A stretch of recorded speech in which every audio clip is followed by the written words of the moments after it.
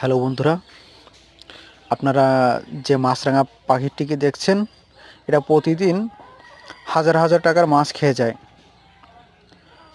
অ্যাকোরিয়ামের মাছ চাষ করা হয় যেখানে, সেখান থেকে এই পাখিটি প্রতিদিন ভোর থেকে মাছ খাওয়া শুরু করে। একটু আগে এটা জালে পড়ে আটকা পড়েছে। এটা এমনভাবে বেঁধেছিল যে এটা আর মানে ছাড়িয়েই যেতে পারছিল না।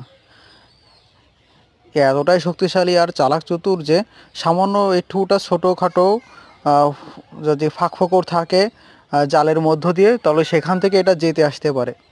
আর এমনকি যে জাল কেটেও এ বেরোয় যেতে পারে মাঝে মাঝে। তো এটা আজকে ধরা পড়েছে, এটাকে ছেড়ে দেওয়া হবে।